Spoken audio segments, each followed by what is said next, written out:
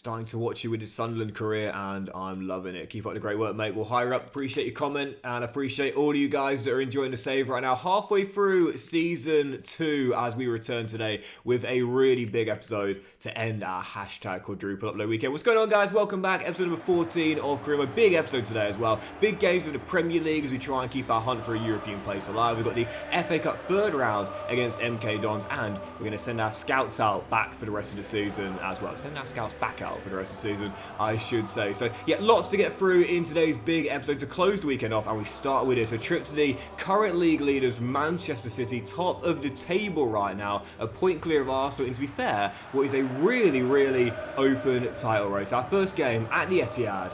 Come on, the Black Cats. Goal of Granit Xhaka in this game as well. Put the captain back in, just because when we're away against one of the better teams in the country, yeah, we know we're going to concede quite a few chances, so having an anchor man that can break up attacks could prove to be the difference. As Wharton did brilliantly well there, and then Doku said, I'll take that, and drills it in on the underside of the crossbar. That was so good. I had the ball for like a split second, I blinked and it was gone. It was in the back of my net. What a dreadful game this has been. 21 minutes to go, still down by 1. And we're still in this as we'll look for a leveler late, but there has been very little going on in this one here. And I guess kind of fitting for how the season and the save has gone really, but whilst it is only 1. Oh, Dingra! Wharton! Oh, he's got it! Yes, come on! When you're only down by 1 away against a big team, I know it sounds obvious, but just keep yourself in the game, man. Do not capitulate and concede a couple early goals after the first. We've kept ourselves in the game. We've had one chance, and Adam Wharton, second of this season, catches Donnarumma out and possibly gives Sunderland a priceless point. See, I've got a penned in our own corner here, but thankfully from that throw, they left my ender alone. Oh, Wharton. What a pinpoint ball. He's so good, man. If he goes come the end of the season, no hard feelings, but... Wharton! Oh, off the crossbar! And Wilson just couldn't shoot. Chouameni blocks it. Donnarumma pounces, and there's not enough time, I don't think, for Manchester City to get the ball forward. No, he'll drop to Traore, and that's going to do it. Well, we'll take a point, and what a brilliant result away against the league leaders. But Adam Wharton, so close to turning the game around single-handedly. Oh, I think he'll be gone in the summer, no doubt about it. What a player. Yeah, this season, we've really come into our own. I mean, last season, we were still kind of figuring ourselves out a little bit, but now we're starting to get the squad we want. Now we're starting to show we are... Oh, 3 more youth scouting updates.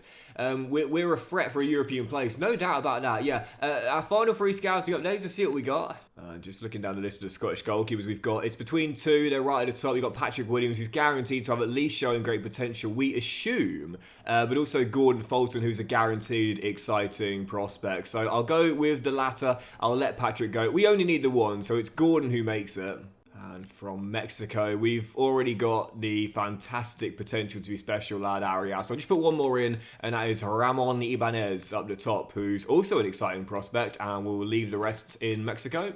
And from Ghana, it's gutting, but I don't think anyone is really that good. The best I've found are Rasham Ababio and also Mapemba Ajay, who does have the great potential tag, to be fair. So I think I'm going to go with him, as I'm not sure about Rasham. So yeah, just the one player making it from Ghana. At least he has got a potential tag, but the rest can go. This was a tough 6 months here. A couple of these Ghanaians, to be fair, could have been alright, but like I said before, with youth scouting, you can afford to be super selective. So as I always say, it doesn't matter what kind of club you are, always look for that creme de la creme, because you know you're going to be able to find them over the course of the missions you do. So this is the academy right now, 4 17-year-olds and a 16-year-old as well. And Ibanez seems to be the best of the bunch, or possibly the one we picked up from last season, Riley Burt, who I'm tempted to give a scholarship and loan out in this January window. I might actually do that. Do you know what? I will do that. I'll give him a pro deal. Can't check his potential because he's a sub 60 overall, but I'll put him on the loan list and get him out. But let's send the free scouts back out again. Whereas I go back to the comments, and I want to say thank you all for those who took part in the hashtag DocsUScouting. Like I said, we'll be doing this every single season, so plenty of time for us to scout your nation. I got a really cool comment from Madev who said, pick Estonia for the scouting. Our legend Konstantin Vasilev just played his last game against Andorra. He was a pivotal player for us in midfield. Score some bangers. That's what we're looking for to take Estonia to top 40 in the world and almost got us to Euro 2012. It would be cool to have a regen of some sort. So Madev, that is where we're going to go, Estonia, and that's what we are looking for as well, to be fair. An attacking midfielder can unlock defense but also score from range. So we go 3 months or 6? If we do 6 months, we can always just cancel it at the end of the year anyway. So we'll do 6 months, because that way we get an extra month out of the scouting, because we're in January right now. So we'll look for that CM or CAM from Estonia. And again, I want that kind of playmaker that can possibly score from range as well. So we'll go, I can only do 3. Oh, what?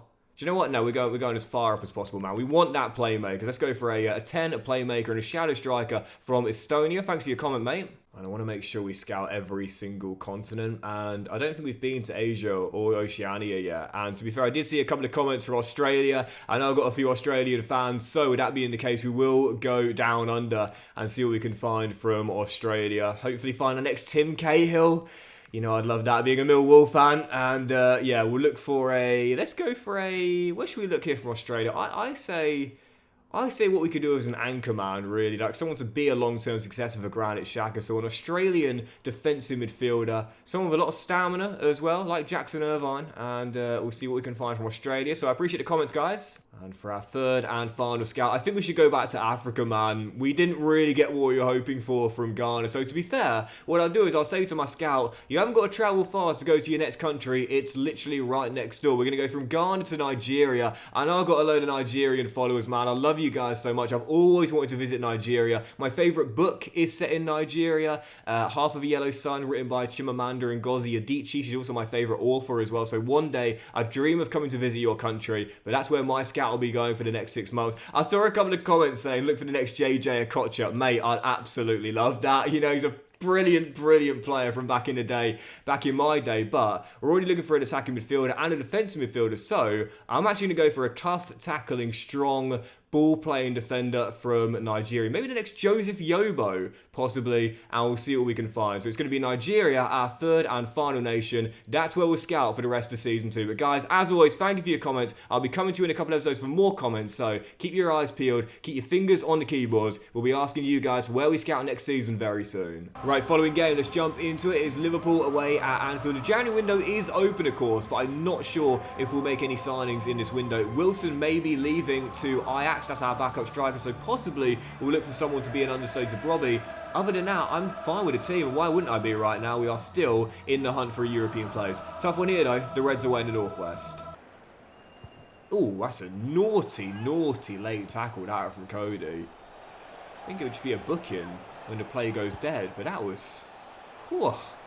I still can't believe we haven't had an injury yet. It's so annoying. Up the sliders to 85, I think it is, and we still haven't had an injury. EA, what are you doing this year, man? As Cody plays a brilliant ball through. There's Isak. And the former Magpie shoots. Oh, what a goal. Absolutely amazing from Alexander. 14th for the year. He's going for that golden boot, and that's a contender for goal of the season. What a strike. Gakpo dinks it to the edge. Oh, headed on by Granberg. Brilliantly, Salah. 2-0. Brilliant flick inside. And the Egyptian king does what he does best. Find the back of the net, 2-0. Might have tightened up in the second, but by half-time the game was already done. Simple 2-0 victory for Liverpool, and I'll say it once again, we are not ready for this level yet. Top 10? Conference League? Absolutely, but Champions League? We're still at least a couple of years off that, I think. Right, move past it, man. Move past it. Jump into the following game next up, and this is a pressure game as well. League 2, 4th tier, MK Dons away on Sunday afternoon in the FA Cup third round. After just one win in our last 5 games, the pressure starting to fall on Sunderland's shoulders, and a giant killing here, and we'll start to feel like the season may unravel. But it is also a chance to get back on track of a big thumping victory. Next up, pressure here after last year reaching the final, going out in the third round is inexcusable. Stadium MK awaits Milton Keynes Dons. These are the games that are so fun to play as well. You know, it is cold, it is wet, it is windy, it is League 2, MK Dons away, going for a giant killing. Oh, Patterson needs to make a really important early save to keep it 0-0. They're the pressure games and they are so fun to play. You know you expect to win, but if you don't, you're in a heap of trouble. Yeah, it's all MK Dons in the early going. Jonathan Lecco hits the post. And Hume gets it away. The Black Cats are shaking. It was all MK Dons here as Lucharel does well. And Trey, this is where I need you to show you've got leadership qualities, son. We are struggling. We are under pressure. I need you to show you're worthy of that captain's armband permanently as Enzo Lafee wants to show he's worthy of more game time. 29 minutes in, against the run of play, the Premier League side weather the storm and fight back for the opener. It does feel as though MK Dons have somewhat ran out of steam after we got that goal. It was like a sucker punch, really. Knocked all the wind out of them. They played with high intensity, high effort, looked really good. We took the goal, and since then it's been them dominating possession, but not really doing a lot with it, which is totally fine by me when I've got a lead. So 15 minutes to go, just not giving them any chances to come through. It's been a slow kind of second half display. But this should really do it. My ender to Fatawu. There's a man in the far post, if I can find him. It's game. Adingra wraps it up. And Sunderland are through. A little scare from the League 2 side early. But since we got the goal, they've not really done much to put us under pressure. Game over. Cup set avoided. Into the fourth round. Yeah, little mini storm early in the game. But once we managed to weather that, we weren't really under much pressure once we got the first goal. So into that last 32. Again, last year finalists. I don't see why we can't get there again, but we will need some luck in the cup draws like we had last season all the way through to that quarter-final against Chelsea. It was EFL sides, and we've got another one as well. We're certainly getting luck in the cup draw, I won't deny it. Bolton Wanderers at the Stadium of Light. And this is an interesting one as well. Everton putting in a bid for Anthony Patterson, who was good in that game there. And I feel like Patterson right now, like he's just not going to get the game time ahead of Roos, but he's a decent shot stopper. And in the prime at 26, he needs to play. He needs to play. So I'm going to submit a transfer request. This is happening far too frequently, man. EA, I don't mind it at times, but it's almost like every squad player hands in a transfer request after like 3 months. Hold on, job opportunity. Liverpool? Me a leading candidate? What? Why have they sacked Slot? They're in third. They're second and unbeaten in the Champions League phase. Granted, they just lost to Bolton in the FA Cup. There's a cup set there. But even what? They didn't sack him when they lost to Plymouth last year. What? Oh, Arteta's been sacked by Arsenal as well. Who on earth is Laura Amaral? So, I mean, I think the manager market could be really, really good. Don't get me wrong. But I just think it might need a bit of tweaking. This is a great idea from EA. And it's something people have wanted for a while. Don't get me wrong. But Arsenal, who are top, have sacked Arteta. What? Who is Laura Amaral? Hashtag find Laura Amaral. I don't know who that is. We're going to find out because after this game we'll have Arsenal away leading the league right now. But before that, struggling Southampton, newly promoted, comes to the Stadium of Light as we look for our first victory at home for the first time in quite a while. I can't remember the last time we had a win against someone at home. Like Sheffield United? I can't remember who it was. But the Saints coming to the Stadium of Light. Come on, Sunderland. Yeah, I think the manager market is a great new feature from EA. It's something us Karimo players have wanted for a while, the opportunities for managers to move clubs. Having said that, it definitely needs a bit of tweaking. I don't think Liverpool would sack Slot, even on the back of that upset there to Bolton Wanderers after last year, only missing out on the title by a point. And obviously this season being in the top 4, looking on course to bypass the playoff round in the Champions League. I mean, I just don't think they'd do that. Like, put it this way, when they lost to Plymouth Argyle last season, Slot didn't get the sack. Slot didn't get the sack as Fatawu is denied by Ramsdale early. And for Arsenal to sack Arteta right now, top of the table, Yeah, it just needs a little bit of work, I think. A little bit of work. Good first draft, but a little bit of work needed. Like the gameplay, I guess. Caspar through the gap, finds Azaz. And Saints forced back to Taylor Harwood Bellis.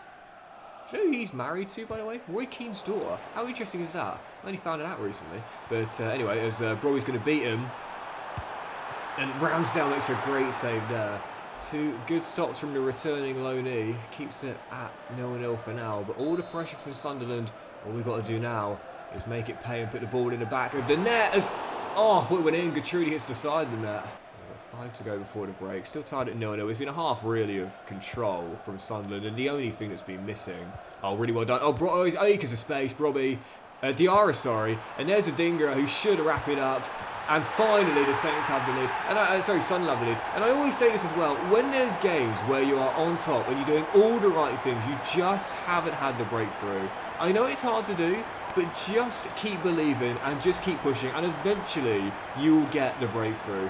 It's been a half where we've done all the right things. We've played the right way. We've had the chances. We just need to keep believing that eventually we'll get the breakthrough. It's the same for life as well. Like, eventually, if you're doing all the right things, it's a numbers game. Eventually, you'll get what you deserve. And from kickoff, I keep getting Sunderland and Southampton mixed up right now. It's almost like they're playing the same kind of shirts. As the ball's rolled through, and a great chance here for a quick fire double. Trey rolls it across, and there is the second. Southampton capitulate. Diarra makes it 2, and that seems as though already the point will be in the bag for Sunderland. A much needed pressure relieving Premier League win. Just like the Nottingham Forest game last episode, we had to change our style of play to get the win in this one, but that's what you've got to do sometimes in modern day football. You can't be too stubborn when you're taking on various teams with various styles of play. In this one, we need to go more counter-attacking. It's how we got the second. It's how we get the win. Sunderland back on track. And after the game, I might possibly promote Adeji and get him loaned out, because at the moment he's done with the lowest potential, and thus I need his game time to develop. Oh, by the way, we did actually promote one of our young French centre-halves in the academy as well. Forgot to show you this in the last episode. Oh, Anthony's grown again. He's up to 70 overall, man. I am so excited about this French left-back. The next Gael Clichy, possibly. I guess we'll find out. But yeah, the French centre-half, Reynal, he asked for a pro deal in the last episode. I'm going to get him loaned out, and I'll get that Ghanaian midfielder loaned out as well. He's got a great potential tag, so fingers crossed, some development out on loan. Right, following game, we'll jump into it, is the league leaders in the Premier League right now. And I said hashtag find Laura Amaral. Well, here she is. I'm going to her backyard. It is Arsenal away in pole position right now, as she's trying to take the Gunners back to the top of English football. I'd certainly take a point in this game, but on the back of back-to-back wins in all competitions, let's go for 3 straight here. A big shock, and possibly moving back into the top 6. Next up, North London, Laura Amaral's Arsenal away. Pretty sure Arteta was still in charge last season. I'm always certain that was the case. I don't remember that. Oh, it's good save. Yeah, actually, no, he was, because I remember at the end of the season I was going through the job market, and Arteta was still in charge. No one had been sacked in the Premier League in the first season, so I don't quite know what caused him to get the sack, as Arsenal are in front after an onslaught of early attacks, and Mikel Merino gives them the lead. But at the moment, they are cooking under Laura Amaral, and right now looking to get their first Premier League title in over 2 decades. Where is she on the sidelines? There she is. There she is. Yeah, she's got them cooking right now. I think that must be the first female manager I've ever seen managing a Premier League team in career mode. I mean, obviously, because it's FC26 and the manager market wasn't available until this year, but still, a wonderful ball.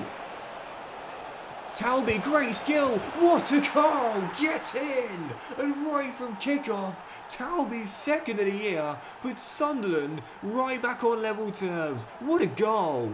22 minutes in, still tied at 1-1.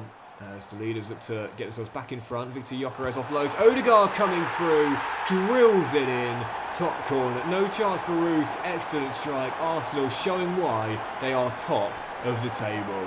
So hard to play good football in the conditions like this. I flirted with the idea of turning weather effects off, because they are a bit exaggerated. I thought they'd toned them down slightly for FC26. I don't actually think they have. They're very, very OP at times.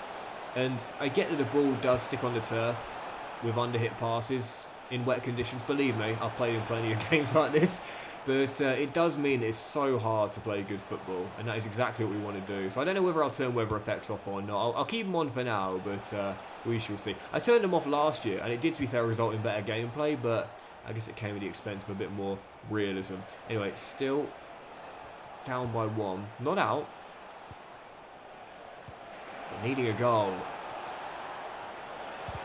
And a little bit lucky, we'll take it. And Brobbey, oh, what a save, Courtois. Incredible stop.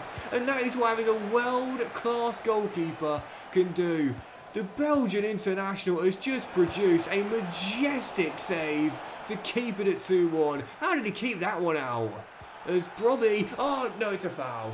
Marino through the gap, finds Hendrick. Saka, this for the dagger. It's great football, and I think Roos is going to want that one back. Second goal in a few weeks, where I think he could have done better with. Odegaard gets his second, and that will do it. Arsenal are going to remain top of the table as Miss Amaral has got them absolutely cooking at the Emirates Stadium. Yep, 3-1 win streak ends after 2, and for Sunderland, European football next season, I just don't know. Not in this form, absolutely not. Tawi to Hume. Hume to Fatawi. Trey gives it him back. Hume. Siddiqui. Wharton, Siddiqui, Hume. Very well done. Great build-up. Excellent goal. Excellent, excellent, excellent goal. But there's not enough time for us to start a fight back. Wharton gets his second of the season and second in 5. But unfortunately, as he comes off, he's applauding the fans. We all know he might be lining up for Arsenal next season, because I'm pretty sure he'll be going to a bigger club after us when the summer window comes around. But unfortunately, his goal, just a consolation as we lose once again. I don't know, man. I don't know. I'm going to do everything I can to try and drag us into the Conference or Europa League, but I think if we're going to do it, it might have to come through winning the FA Cup. 'Cause in the Premier League, top 7, I'm just not sure we can do that. I think I might get those youth players in the first team now and loan them out as well. So yeah, loaning to me, I'm not really one to give many tips on career mode, because as I always say, I'm not the best strategist. There are so many better strategists on YouTube than me. You know, there's no doubt about that. But I've always found that the best way for quicker growth, as Fulton does indeed have the exciting prospect tag, is to get your youth players loaned out as soon as possible. Where's the other lad? Oh, there he is. Exciting prospect. You know, I feel like loaning is the best way to do it, really, because don't get me wrong, sometimes they don't grow very quickly, like Chris Rigg, for example, but when it comes down to a couple, look at Guerrero right now. He's up 9 ratings. You can't get 9 ratings of growth in one season by using development plans and playing your player all season long. But you can have it in half a year through loaning if you're lucky. So, yeah, I don't like to give too many tips on career mode, but for quicker youth player growth, I have found personally, in my own experience, getting players loaned out is the best way to get the quicker growth. Right, following game, we'll jump into it as well. We are back at the Stadium of Light, and these are the games you have to win if you are to be a European club. It is struggling West Ham, down the bottom of the table. 15 games to go. We are 2 behind Bournemouth. We are 6 behind Spurs. I'm not really thinking about 5th upwards, but 6th and 7th definitely still on our radar. But if we're going to finish there, we need to get back to form and go on a winning run. Let's start here against what is still Graham Potter's West Ham in the save. Come on, the Black Cats. So don't get me wrong, but Sunderland to be in a Champions League place right now, that is not getting the attention it deserves. It really isn't. I mean, it's been a great start, really, from all 3 newly promoted teams. But Sunderland, the best of the bunch right now in the top 4.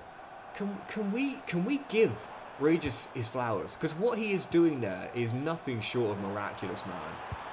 When you consider how tough newly promoted teams have had it in the Premier League in recent years, can you give this guy's props? Top 4 to start the season off? It's incredible. Siddiqui to Wharton. Look at the stats in the last 15 minutes, man. We've dominated this. We've dominated this first half. All we need now is someone to get that clear-cut chance and take it. It's coming.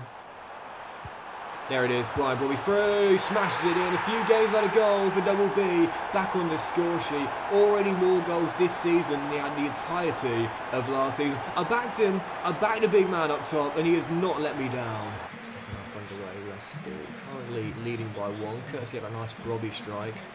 You know, I'm sure there were a lot of raised eyebrows from a lot of pundits when Sunderland decided not to spend a penny on a new striker in the summer window after being the league's lowest scorers last season. I said, guys, the comments were proved right last season. Oh, what a brilliant build-up, and as Robbie almost got his second.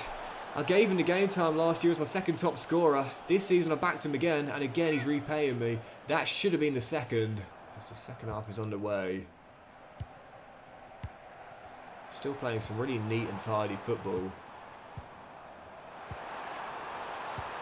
Oh, and it's how we're going to get a second. Oh, no, it's not. I keep on saying, for me, like, if EA want people to play this way, they've got to make it more advantageous. Like, they've got to... Lovely build-up again. They've got to give you a reason for playing this way, you know, because when you can get so many more chances playing counter-attacking football, it makes more sense. But it's a lovely team goal to get our second, and that is probably going to do it. Sunderland back to winning ways, and to be fair, 3 and 4 in all competitions. We're getting our form sorted again. Free kick for West Ham, and it's going to be... Wow! Put into the top corner. It's an odd celebration, but I'll allow it, considering what an incredible goal that is. You know, I thought my Xhaka free kick last season was good. I may not have jumped with the wall. I didn't think I needed to. It wouldn't have mattered either way. There is no way you are stopping that. Not quite Messi versus Liverpool, but not far off it. You could have Roofs and Patterson and Craig Gordon in goal for that. No one is getting near it. What a goal by the pre-gen. Maybe I spoke too soon, because Sunderland now starting to rock a little bit, and West Ham looking for a point, battling back from 2 goals down. And these are the points you can't afford to drop if you want to hold on to a European place. Jared Bowen for West Ham, looking for a bit of space. Finds Conrad Loma. And it is that pre-gen again. Finding space. Oh my goodness, what a goal. 2-2, I've bottled it, but can you blame me? This dude is looking unstoppable. Bottled it, mum. Absolutely bottled it. 2-0 up, threw it away, but to be fair, that pre-gen has just scored 2 contenders for goal of the season. Unbelievable strikes, and it is a disappointing 2 points dropped. Our poor form continues. That's not going to get us into Europe. And so the final thing you'll see from me today is deadline day come to an end, where I've loaned out my youngsters, but that's literally all I've done. There was 13 mil in the budget, but I'm keeping the band together, man. I don't think we need to make the changes right now, even despite our poor form. Our squad is fine. Oh, no, top deals. Okay, well, I'll tell you who the top deal was, by the way. I'll tell you who the top deal was. Arsenal going for the title. I want to show you this. She is cooking right now at the Emirates. Laura Amaral, I owe you an apology. I was not familiar with your game. That'll do it for today's episode of Career Mode, guys. Actually, you know what? Let's do the scouting. Let's do the scouting and we'll end it there, where it's not a great start from Estonia. Oh, well, to be fair, we'll keep scouting him for now, but you never know. And from Australia, yeah, not a great start here either. I don't think anyone is going to make it there. And from Nigeria, we shall see if we can find our next Joseph Yobo. And to be fair, Babayaro. Celestine Babayaro's grandson, or not he's not that old, Doxy boy, son possibly. I guess we'll see. Guys, that'll do it today. Have a fantastic day. Much love to you all. I really hope you enjoyed the quadruple upload weekend this weekend. And if you have, then please do drop a like. It always takes a while to do a double upload day, let alone a quadruple upload weekend, but a like, very much appreciated. And we'll be back in the next one with the FA Cup 4th round against the EFL side Bolton Wanderers, and more big games in the Premier League after an erratic run of form. We're now sliding down the table and need to return to good form if we are to stay in the hunt for a European place. Have a brilliant day, guys. Much love to you all. Enjoy your Sunday night, and I'll see you for the next episode of Career Mode very soon.